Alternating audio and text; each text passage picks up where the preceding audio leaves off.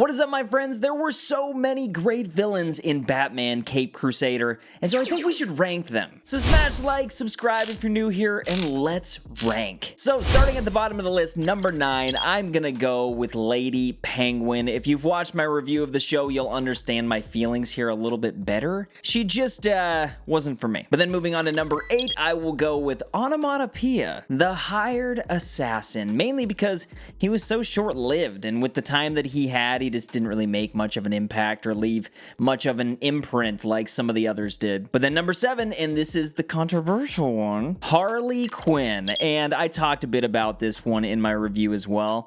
This iteration just wasn't it for me. The voice wasn't right, and the character just didn't seem like Harley Quinn to me. I don't know, am I wrong? Am I wrong? But now on to number 6, I'm putting Jim Craddock, the Gentleman Ghost, and this was easily the most random of all of the villains in the episodes, and although I found it very unique, this villain just didn't have much to offer.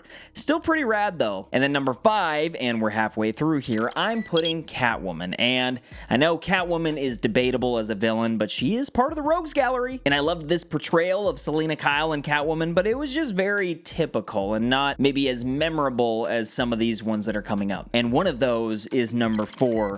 I got Firebug as my number 4, Joe Rigger, and his episode took me by such surprise, like seeing his temperament and the little visions of everybody burning, like it was just so freaking crazy to me. I'd love to see this guy in live action, I really would. I think it's safe to say he was fire. Okay. But on to the top 3, I am putting Nocturna, and I haven't ranked the episodes, but I'm pretty sure Nocturne, her episode, was my favorite episode. This girl's powers are crazy and spooky, and it's just like, it's that perfect vibe for the spooky season that we're heading into. I don't know, there's just something about like gothic horror and Batman that goes so well together. But now the top 2, and I can't believe we made it this far. It's crazy. But my number 2 is Basil Karlo. Clayface, baby. And I just absolutely love Clayface as a villain, and then seeing them do Basil Karlo so right. You got like the big sound stages that he's on and him and Batman battling, but you also have a lot of his backstory, you know, like this actor that is so well regarded as like one of the best at his craft, but he just doesn't have the face for it, so he gets like this experimental thing going on and his face turns into clay and it's just all messed up. I love it. I'm really hoping they do some sort of adaptation in the Batman Part 2. I'm obsessed with Clayface lately, and this episode specifically was so good. The way that they did Basil Karlo was so great. But then number 1, and I can't really see many people disagreeing with me on this. I mean, I know there was a ton of villains in this show, but Harvey Dent really was the standout character in the entire first season of this show. Like,